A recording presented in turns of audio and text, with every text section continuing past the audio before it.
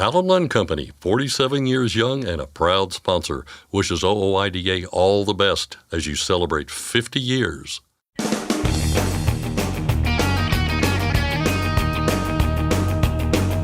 OOIDA, representing America's truckers since 1973, presents Landline Now with your host, Mark Reddick.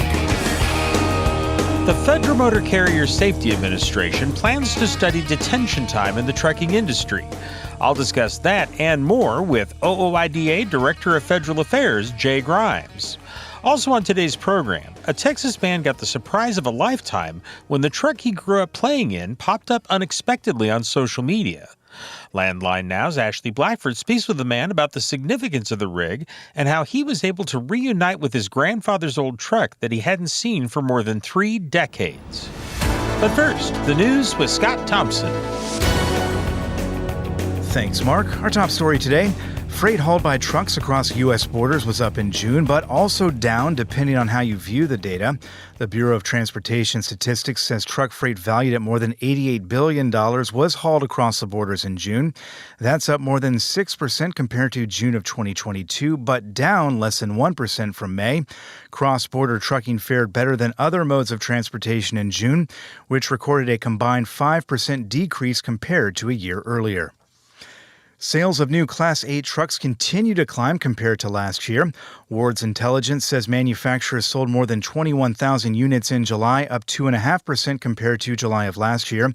But the numbers are slipping with each passing month. Ward says some 3,000 fewer trucks were sold last month compared to June. The decline isn't surprising experts considering economic conditions. The state of Hawaii is asking for an exemption from certain federal CDL skills test rules, but only on 2 specific islands, citing the lack of highway infrastructure there. Current regulations require a commercial driver's license applicant to possess and demonstrate specific on-road safe driving skills, but Hawaii says following the rules just isn't possible on the islands of Lanai and Molokai. In its exemption request publishing on the Federal Register on Friday, Hawaii said the islands do not have at least 2 miles of a straight section of urban business street and at least 2 miles of an expressway or highway section with multiple lanes going in each direction. If FMCSA approves the request, Hawaii would establish a new CDL restriction R, limiting that CDL to only Lanai and Molokai. The limited CDLs also would include the K intrastate restriction. Last year, Alaska asked FMCSA for a similar exemption due to its geography. FMCSA granted an exemption but limited it to drivers in 14 defined geographical areas that lack the infrastructure to allow completion of the full skills test. Safety blitzes like Brake Safety Week, currently underway throughout North America, can be a big headache for professional truck drivers, but David Grimes of CDL Legal says they can also present some opportunities. A lot of carriers are very defensive when it comes to, or they react defensively to these safety blitzes. However, I would say that this is actually a huge opportunity. If you can prepare for these as a carrier or even just as a driver, especially if you're an owner operator, and you know that a lot of people are staying off the roads, are being more skittish, are not taking as many loads because they're concerned about their safety scores. If you have the confidence in your safety score and in being in compliance with everything you have going on with your logs, with all of your paperwork, with your truck, you can really capitalize during these little periods of time by being able to take loads that other people can't take. It's a huge opportunity to pull ahead and really show shippers that you are to be trusted and that you have the ability to move freight when others can't. Brake Safety Week runs through Saturday in the U.S., Canada, and Mexico. This year's focus is on brake lining and pad violations. During last year's enforcement blitz, CVSA says some 38,000 inspections were conducted. More than 13% of those vehicles were placed out of service for critical brake-related violations. A police chase involving a tractor-trailer in Texas led to the discovery of 19 migrants on Tuesday. The Webb County Sheriff's Office says deputies tried pulling over the semi with expired Maine plates off South Interstate 35, but as soon as the deputies flipped their lights on, that driver sped off and tried to get away. Spikes were set up on the interstate at one point, but the driver drove around them. The chase ended about 20 miles from where it started when the truck pulled into the median and stopped. That's when multiple people jumped out of the cab and ran into the brush. Law enforcement caught up with 19 people, including 2 children, all of whom were determined to be migrants who entered the country illegally. The driver, a U.S. citizen, was arrested on multiple charges. The Webb County Sheriff congratulated his deputies in a statement, saying the death toll in Texas continues to rise as undocumented immigrants are transported in tractor trailers in the summer heat. He added that his deputies prevented what could have been a tragedy, and we've seen it before in Texas. Last summer, 3 children and 50 adults died while being smuggled into the U.S. They were trapped inside a trailer amid sweltering high temperatures outside of San Antonio. Multiple people have since been charged with their deaths. The hub of a brokerage firm in Illinois has gotten the attention of police for all the wrong reasons. Patch.com reports that the Super Ego Logistics facility in Elmhurst has increased security after numerous disturbances. The city issued its second chronic nuisance warning of the year to the company last month. It came after a Super Ego security guard and employee got into a fight and were arrested. In response to the city, Super Ego says it takes the matter seriously and is making changes to address the issue, moves that included that increased security. Patch got the company a letter through a public records request. In February, a truck driver was accused of threatening Super Ego coworkers with a machete at the Elmhurst hub. And in March, a truck driver was spit on by a former coworker outside the building. If Super Ego sounds familiar, it's because it's been in the headlines for unenviable reasons before. The broker is facing a federal class action lawsuit filed by truckers who accuse Super Ego of fraudulently reducing their load prices. The company has said the drivers were misinterpreting their contracts. Trimac Transportation is expanding. The company announced the acquisition of Doyle Sims & Sons Trucking, which is based out of Tennessee. Terms of the deal were not announced, but this is Trimac's 4th such acquisition this year. Doyle Sims & Sons, founded in 1949, operates a fleet of 111 trucks, 118 trailers, and 95 employees, and does most of its business in the South, Southeast, and Midwest regions. City leaders in Tampa, Florida know their roads are bad and they're coming up with a plan to fix them. But first, they need the money. Tampa Mayor Jane Castor held a news conference this month to sell her proposed millage increase for Tampa homeowners, which she estimates would cost the average homeowner $20 more per month on property taxes. The Tampa City Council plans to vote on the proposal next month.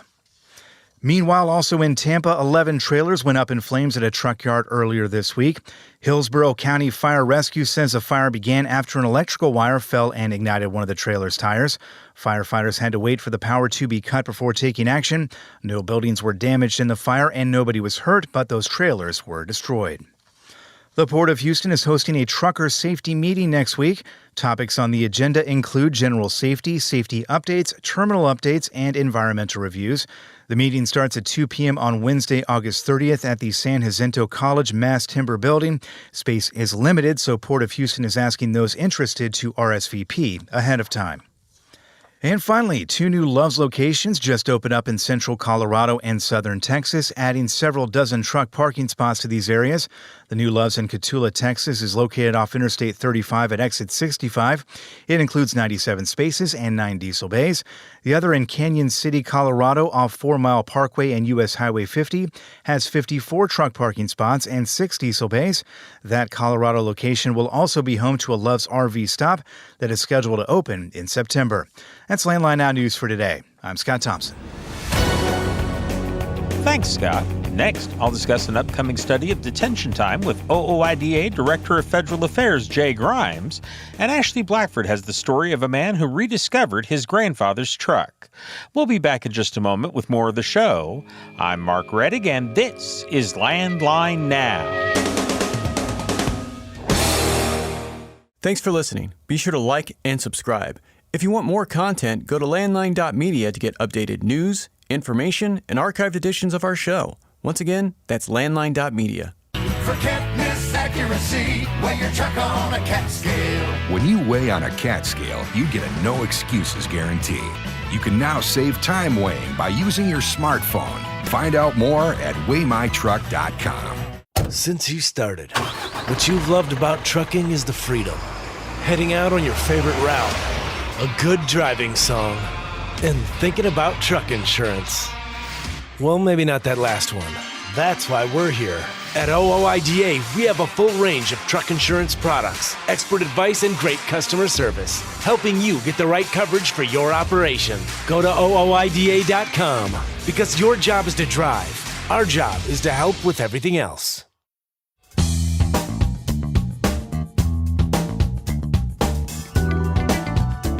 The Federal Motor Carrier Safety Administration plans to study detention time in the trucking industry. Welcome back to Landline Now. This is Regulatory Roundup, and I'm Mark Reddig. I'm joined by OOIDA Director of Federal Affairs, Jay Grimes. Jay, thanks for joining me. Good to be with you. Glad to have you here. What specific aspects of detention time are they planning to study? Let's kind of start with that. Yeah, they're really trying to gather, more data on detention time, what the effects are on safety, what the effects are on driver retention. And, FMCSA has taken a look at detention time quite historically. I know they did a big study in 2014. There was a big report from the Department of Transportation's Inspector General's office in 2018. And for the most part, they've had difficulties really getting enough substantive data to really make some important and necessary policy changes when it comes to detention time. So they're kind of going to take another crack at it here, and this all comes from provisions in the 2021 infrastructure bill and highway bill that dealt with a lot of trucking policies, but specifically called on DOT to take another look, gather more data in light of that 2018 report, which continued to fall short. You mentioned they're looking for more substantive data. Do we have an idea of what sort of data sets they're looking for? Yeah, so they're going to, really be looking at some technology uses in this study, and they want to gather 80 different motor carriers, 2,500 drivers to really look at the frequency and severity of detention time, as well as assess the utility of existing intelligent transportation systems solutions to measure detention time. So going to be using, ELDs, different telematic instruments, and as well as your kind of old, maybe not paper questions, might be electronic questions, but communicating with drivers that way. So kind of a new way to perhaps tackle an old problem. So that's the input that they're looking for, but obviously they're looking to get something out of this. Do we know what they're hoping to do or hoping to find out in terms of results? Yeah, so the end point here is to prepare a final report, summarizes the findings, answers research and questions, and really the goal here is to offer strategies that reduce detention time. Completing the research will provide insight into any relationship between driver detention time and CMV safety.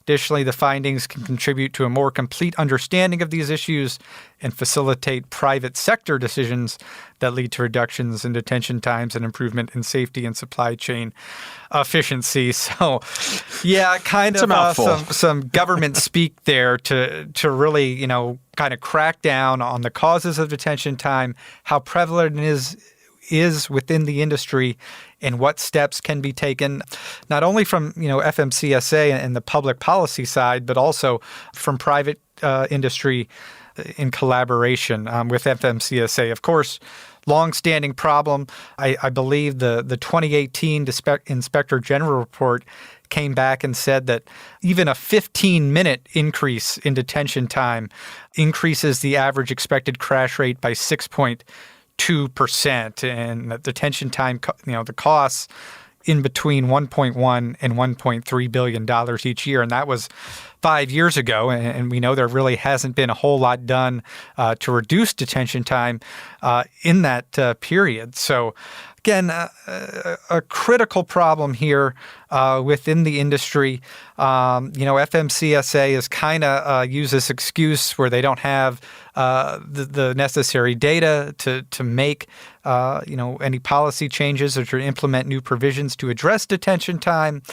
we think that's, not a great answer considering all the time and money lost from drivers. And, we think there are some, real positive solutions that could crack this problem, in a more dramatic way and a little better way than another study.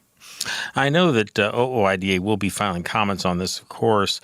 What is the association's view on the topic? Yeah, we need to address excessive detention time. Not only is it costing drivers money and the safety aspects for the longer detention time, but it's just another factor that really, suppresses driver retention. And there's a whole long list of issues we could get into where we understand why drivers are leaving the industry, but detention time, the extra hours that it takes away from a driver, the fact that the drivers are held accountable, but none of the other actors in the industry, whether that's shippers or receivers in this case, who really don't have the oversight or aren't incentivized to efficiently move drivers through their facilities, again, puts the burden back on the drivers. So,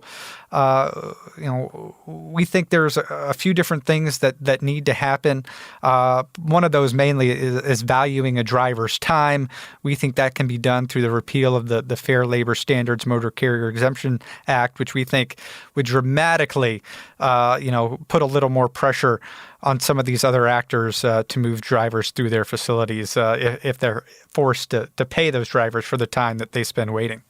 We've heard a lot of horror stories over the years, too, haven't we? I mean, this is something where drivers have really spoken out on some of the problems that they faced. For some reason, there seems to be this kind of unwritten rule that 2 hours is kind of a standard time.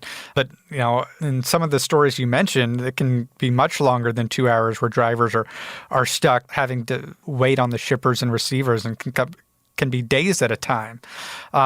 So the inaction from the agency, the lack of prioritizing drivers' time really just creates a bad deal all around. And we really need to have some policies be approved, and hopefully this study can get us some more concrete data to that effect, to really, again, eliminate the excessive detention time that's continuing to be a problem.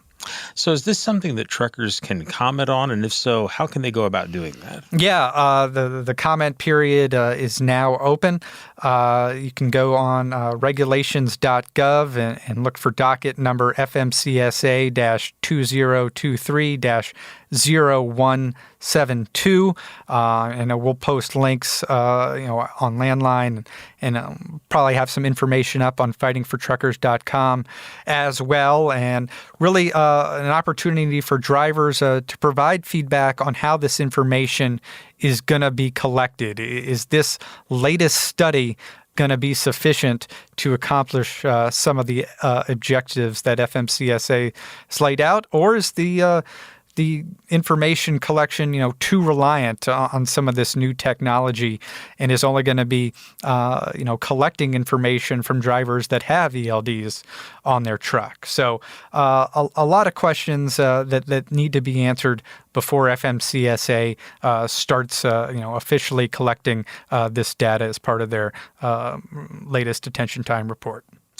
Let's move on to another topic here. 3 companies who have asked the Federal Motor Carrier Safety Administration to ease requirements for driver training instructors. And, Jay, there's kind of an unusual situation with this one, isn't there? Yeah, and this is the latest exemption request from the entry-level driver training rule that went into effect in February of last year. And there were whole lot of different provisions in that rule, which for the first time set, very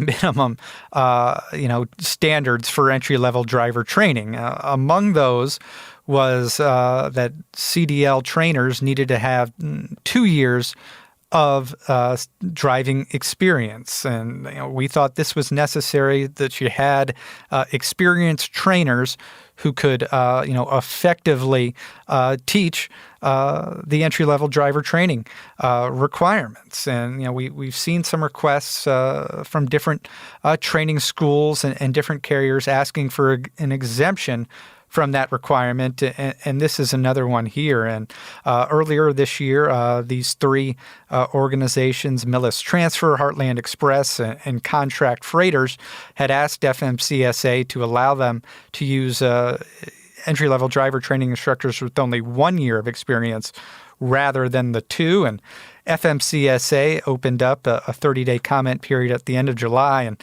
since that window, the groups have actually formally submitted to FMCSA a withdrawal request for their exemption. So that's a wrinkle that we don't see all too often when FMCSA is reviewing these exemptions. But FMCSA, is still taking, comment, and they will have to, I believe they will issue a formal decision at some point. But again, this is one that we're going to be opposed for. We were very supportive of the 2-year experience requirements in the latest rule. We think it's very critical that you have experienced instructors teaching the materials to potential drivers, and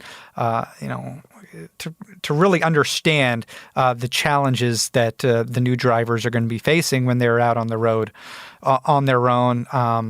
This was a rule that was in process to be approved for about a decade, and there was it was supposed to go into effect in 2020, and then FMCSA delayed the implementation for another 2 years. So the industry has had time to prepare for these requirements, and when you look at the initial request that these companies submitted to FMCSA, they don't cite any safety data in their 1-year requirements, but really that it would help them attract instructors. And we do think that the entry-level driver training rule that is in effect now is really a positive first step in improving entry-level driver trainings. Obviously, we know there's ways that the rule can be improved upon, but we don't want to see the rule that's only been in effect for 18 months or so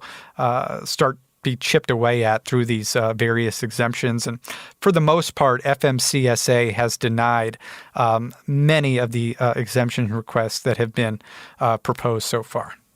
There's already been some comments on this, too. I mean, you mentioned some of the concerns that OOIDA has, but what are truckers saying in some of their comments to the agency? Yeah, I think, really echoing a lot of those sentiments. One driver wrote, "The mere thought that a driver with only 1 year experience has enough knowledge to safely train a new hire is beyond crazy.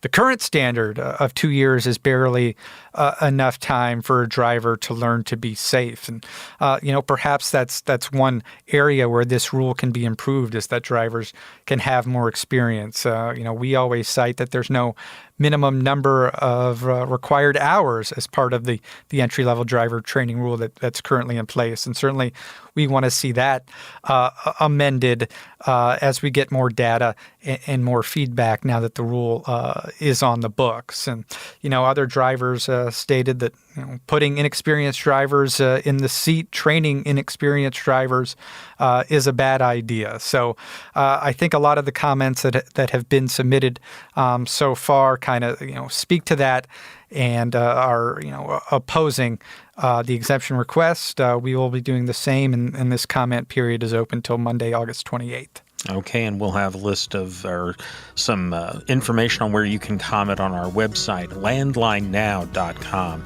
Jay, thank you very much for all the information. All right, thank you. I've been talking with OOIDA Director of Federal Affairs, Jay Grimes. We'll be back in a moment. I'm Mark Reddick, and this is Landline Now.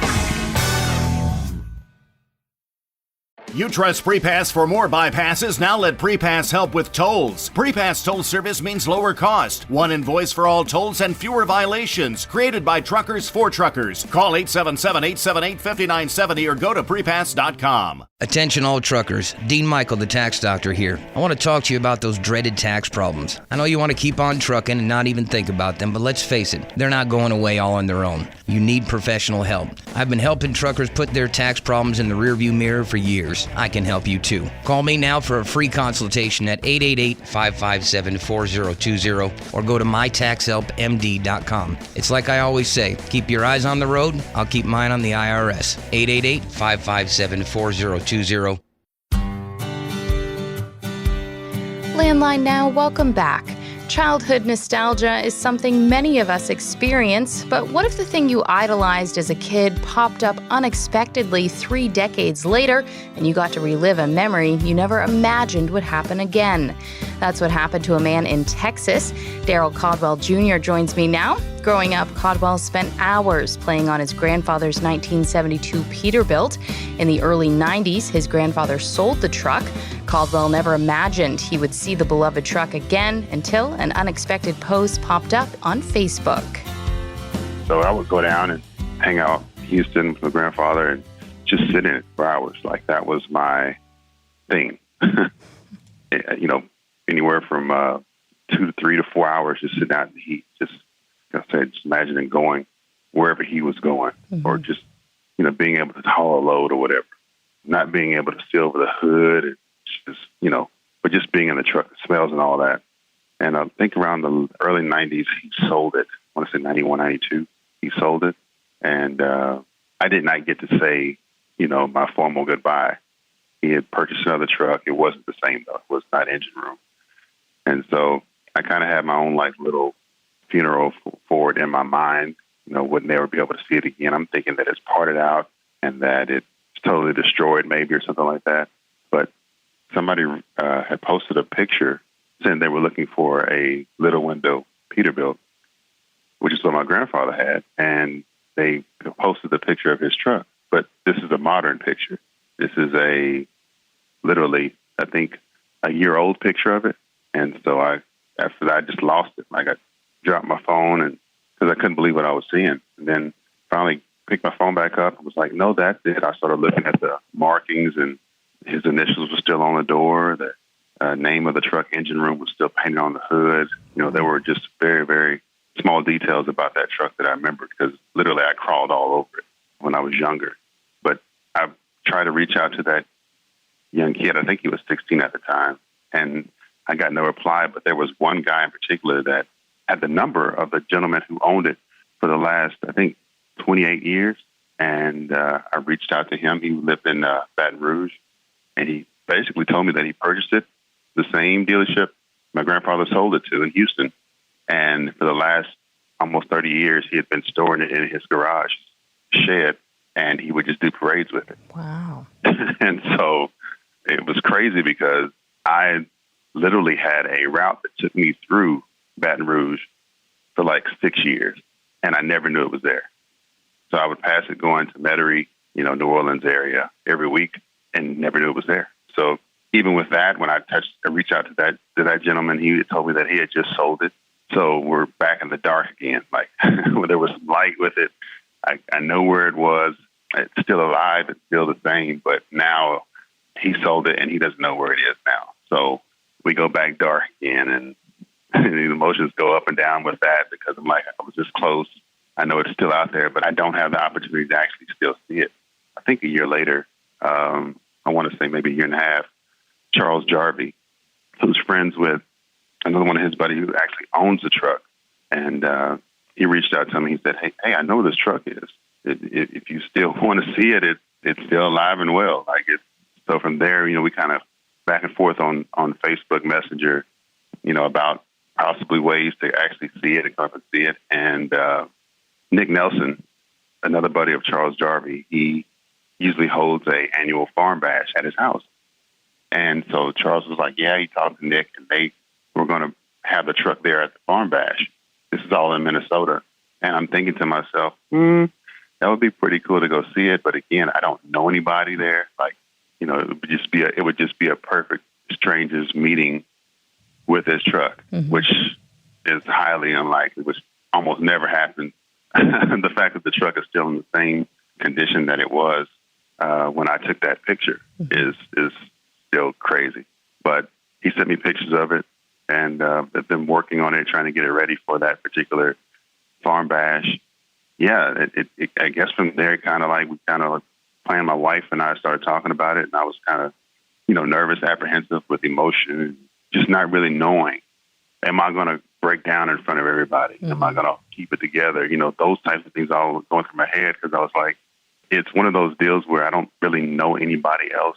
At this time, I didn't know anybody else that had the same love and passion that I did, not only for my grandfather's truck, but just for trucks, period. And I was totally wrong. So there are a lot of other people that have the same passion, if not more, which is refreshing to me, because for the longest I thought I was the only one. So we actually, my wife gets the flight, sets all the travel information up. I'm working, when I get off of work that morning, we literally, from my job, drive to the airport. I have no sleep, get on the plane, head to Minneapolis, and we have to drive an hour, get a rental, drive an hour down. I can't really sleep, although I'm dead dog tired because emotions are all running all over the place. And we finally get to this farm road, the actual farm bash is at, and I'm looking in the distance and I can't see anything, right? So I see other trucks, but I don't see engine room yet. So we get out, we're walking down this driveway and start to see Charles Jarvie, start to see Josh and Nick Nelson, and we're all talking. And right on the other side of another Peterbilt is engine room. So I'm still trying to soak it in. I still can't believe what I'm seeing. It is the truck. It literally is the same truck. All the markings are there. I think it had shorter stacks on it. A piece of the bottom portion, it was a two-piece bumper that my grandfather had. That bottom portion wasn't on there anymore, but everything else was there. The original license plates that when he had it, were still on the truck. Some of the decals, stickers that he had on the hood are still on there. Like his steering knob that was on the steering wheel is still there. Some of the toggle switch extensions are still there. Like just an intact truck. It was almost like a time capsule. Wow. And so basically that was it. I mean, they tried to get it to where it would crank over because they wanted to kind of start it and have me hear it. Because again, I haven't heard it in like 30 plus years. And so they were having, the batteries were not cooperating. So they put it on a charger. Some hours had passed by, nothing, right? So I go back to change because I wanted to reenact that picture. If I ever got the chance to, I always said that I wanted to reenact that same picture just as an adult. And when I came back, they tried to start it, and it still wasn't cranked. So I was like, you know what, just forget it. It's not going to happen. I'm here with the truck. That's all that matters, right? And so I'm talking to this other couple. The husband was a driver, and his wife, rides with him and sometimes drives, helps him drive as well. So we were just talking, and his wife was like, you should sit in the passenger seat. And I'm like, no, I've already sat in it. I'm good. Everybody else at this time is around the truck, and somebody actually was in the passenger seat. And I'm like, well, no, he's sitting in there. I don't want to, ask him to get out, just to sit in it, And she was like, no, you need to sit in it. So she asked me, sir, can you please step out so he can sit in it? And I was like, okay, wow. All right, well. So then I go to sit in it, right? No sooner as I sit in it, like 10 seconds later, they tried to crank it over again, and it fired up. Oh, wow. And from that point, I lost it. I was trying to hold it, hold all the emotions in, and I just lost it. I mean, it sounded exactly the same. Even though the stacks were shorter, the tone of it was still the same. Jake breaks, everything about it was exactly the same. And I just flashed back to when I was, that 7-8-year-old little kid in that picture sitting in the passenger seat, when I would go riding with him. That's exactly what I flashed back to. And I just couldn't hold it anymore. Wow. So the emotions just, took over. And of course, I look up, if I kind of compose myself, I'm able to kind of open my eyes a little bit, wipe the tears from my face. And I look up, and everybody's cheering, like everybody's celebrating. They're hugging each other, just like, I'm like, what just happened? Because I never I never thought that something that I love so much would resonate with so many people. I thought it was just more, just a dream that I've always had and a love that a passion that I've always had, that you really, unless you're in the industry or you know somebody personally, you don't really see that. So, yeah, everybody I looked up, there were grown men crying, truck drivers crying. I'm like, okay, I don't know what's happening. This is totally different now. And it was kind of, for me, also, I wouldn't say embarrassing, but it was like one of those deals where I didn't want my reunion with the truck to take over the farm bash, if that makes sense. Because that's not what I wanted to do. I wanted to actually just be able to see it and be part of the bash, but it got to a point to where at one point everybody was just there at the truck celebrating the reunion and everything. And a lot of people didn't know prior to coming. They literally found out in the moment. So it was one of those deals where like it was all organic for a lot of people. But for me personally, I was like, no, let's get back to the bash, guys. And I want to see. But they were like, no, we're not doing it. This is too good, man. This never happens. And so just me actually being, looking back at it, even now in the moment, I was outside of myself. Like I say, with emotion and all that. But I think I want to say it's almost been maybe a month, since we've been up, since the actual reunion happened, and I'm still trying to process a lot of it. Why do you think so many people related to that moment? You know what? Honestly, I think a lot of us who are in the industry were once, little kids, and we all probably did the arm pull, and we all probably, wanted to talk to truck drivers, but of course, unless you had somebody in your family, you really you weren't able to talk to them. You saw them on the highway and did the arm pull. But for a lot of guys that were there, and even the story period, like you say, across the country, is taken off like I would have never thought. I think a lot of it is everything that we're going through on a daily basis. It's kind of refreshing to hear, and for what people tell me, just a story that's not about death, it's not about hate, or not about, whatever. It's positive. And I think so much of what we are inundated with is the negative part. A lot of times in media, the negative stories get most of the light. And so I think with this, it's because part of it is because it's one of those once-in-a-lifetime deals, that kind of never happens, the story itself. But I think it's a feel-good story, too. And again, that's what I could tell you now. Probably if I process it a little bit more and think about it, which is a great question, by the way, I would probably come up with a whole array of different answers. But for right now, that's what pops in my mind. And, of course, that's a lot of what people are telling me as well. And then I'm coming to find out as well, tons of people that reach out to me, there are some people also that have the same exact story. It sounds like it's more than just a truck. It's more than just, metal and wheels. It is. It's family. There's generations of truckers. Sometimes you got third, fourth, and sometimes fifth. I've even heard fifth generation. So it's the industry itself. It's the lifestyle. It's the sacrifice and what we all know that we all go through or have had to go through. There's a camaraderie between, you don't necessarily have to know the guy or the woman. Just to know that, okay, you know what, we all have some type of commonality in this. And the more we talk, if we just sit down and talk, I think a lot of the love and the passion that we think that we only possess within ourselves, I think a lot of us have that. But we just don't talk to each other like we used to. And do you work in the trucking industry now? I do. I'm on the company side.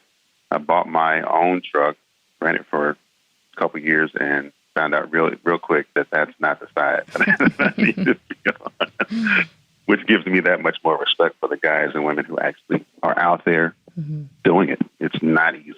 It's not easy. And I think a lot of people are finding that out, just because you might have a nice fancy truck or it's shiny, whatever.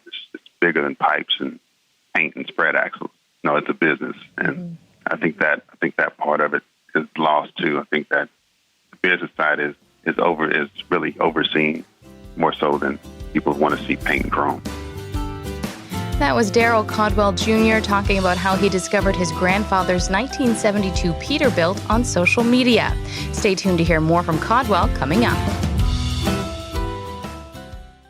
Firestone tires are for more of everything. more miles for every tire dollar, and more confidence in your fleet. At Firestone, we help fleets save with dependable value. Find your local Firestone dealer today at firestonetire.com/dealer. Ready to make more money? Use a better load board. For a limited time, get 50% off Truckstop Load Board Pro. Just go to truckstop.com/go and enter promo code READY2023 when you purchase Load Board Pro. It's tested and proven. Burn 2.1% less fuel when you balance all wheel ends with Centromatic. Call 800-523-8473 to get the OOIDA discount. Landline now, welcome back. We're continuing our conversation with Daryl Caldwell Jr. about him reuniting with his grandfather's truck after more than 3 decades. And your grandfather, is he still with us or no? No. Actually, he passed, I want to say maybe about 8 years after he sold Engine Room. Oh, okay. And right before I was able to get my license, my CDL, which was kind of bittersweet too, because I never got to give him the ride that he gave me. But I know that he's watching from above, and, the times that I got to spend with him and the things that he showed me and taught me, I do a lot of those, even when I'm driving.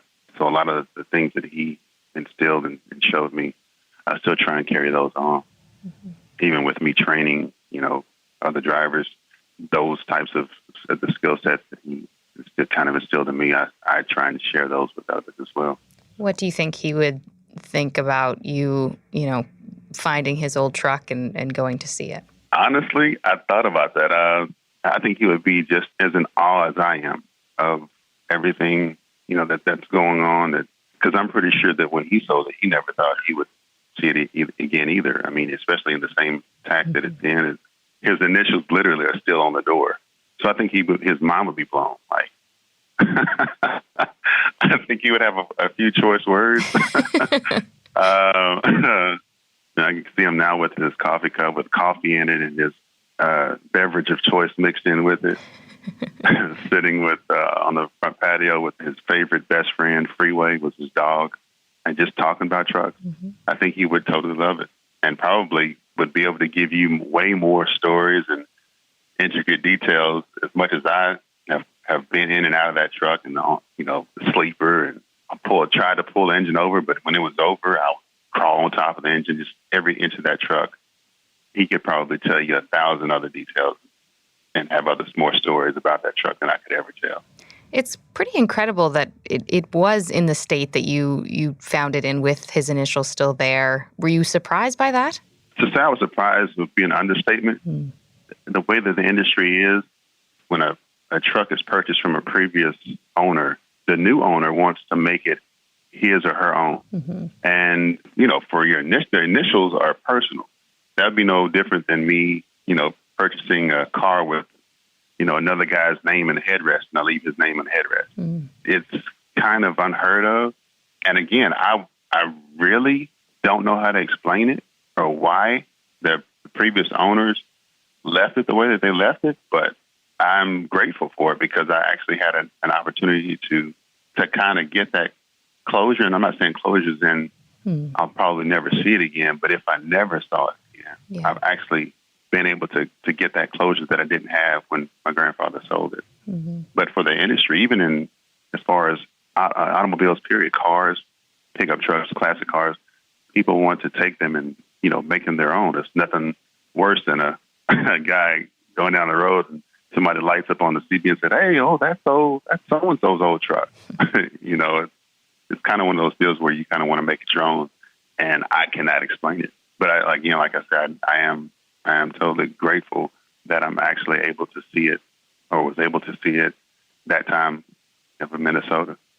So it was were you on a certain Facebook group that you saw the picture pop up on? So I follow a couple of pages on Facebook. One of them, the page that I saw it on, was Little Window Pete Enthusiast, Little Window Peterbilt Enthusiast. And again, I'm just looking, that picture of me in front of my grandfather's truck, I have it blown up and framed. And that was, to me, was just my way of holding on to that memory. But at the same time, in the back of my mind, I'm thinking, okay, well, maybe look on truck paper. Look on some other, Facebook pages. There could possibly, maybe, if there's a 1% chance you're at least giving yourself an opportunity to see it or something similar to it. Maybe even if it was painted, these have the same line of my grandfather's truck, And I had seen similar Peterbilts. I mean, same paint scheme and all that, but the stripe was not the same, or it didn't have the same stance. It was, maybe it was stretched or something like that. But that page, it's just scrolling through Facebook one day. I was like, let me look on here and see. And again, I could not believe it. Like, it's almost like I saw a ghost. Like, it was that moment in time will be stamped as well as the moment when I first saw it in Minnesota, or will forever. Those moments will forever be burned into my brain. Wow, it's a good example of how social media can be used for good, and that just must have been an incredible moment to have that pop up. And I'm sure you didn't believe your eyes at first. No. Like I say, I literally, when I saw it, I dropped my phone. It was like, what did I just see? Like, don't do this to me. Don't let this be what I think it is. And like I say, after I picked the phone back up, I was like, wait a minute, kind of turn it over. And then the first thing I saw was the engine room. And I was like, he's got to be kidding me. Wow. And then I saw his initials. And then I saw the portion of the sleeper where he still had some of his numbers were still on there from when he sold the truck. The air conditioner unit is still up there. And even in the picture, the cover for the roof-mounted air conditioning unit was gone then, but the air conditioning unit is still there. The horn covers had the reflectors in them on the front of them. It had the American flag sticker on the driver's side window. The fog lights were still there, but they were just relocated. They were on the bottom of the bumper, but now they're on the top portion of the bumper. But those are the original fog lights that were there. Just everything is almost the same. Kind of like, that's amazing. Kind of like I went back in the future, almost. When you talked to the gentleman who had bought it, presumably after your grandfather, did he ever say, like, why he didn't make any changes? Like you said, having initials is such a personal thing. Did he ever say why he never painted over that or got rid of those?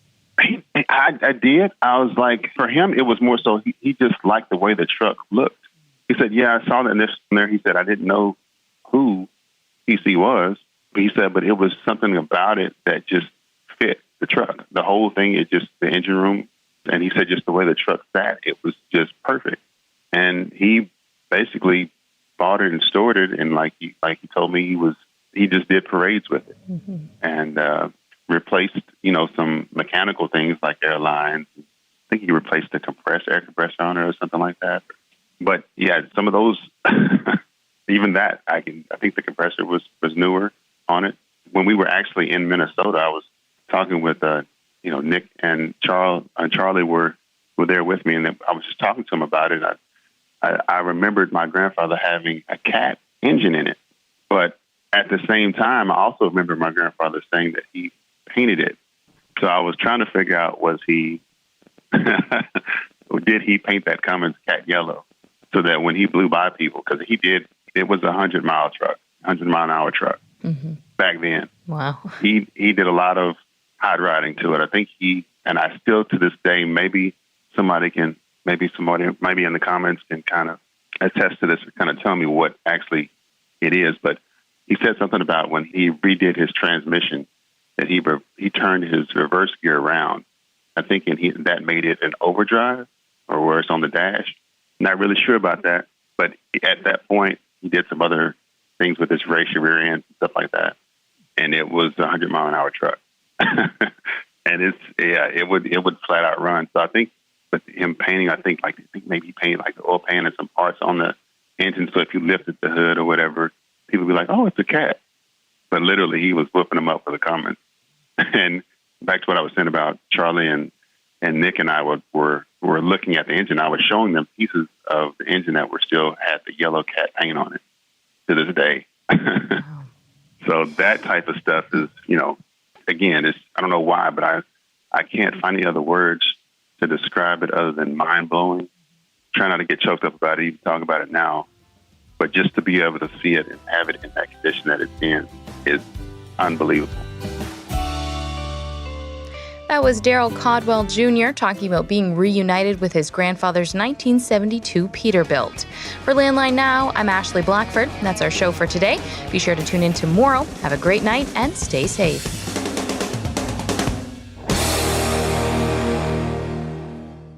Thanks for listening. Be sure to like and subscribe. If you want more content, go to landline.media to get updated news, information, and archived editions of our show. Once again, that's landline.media.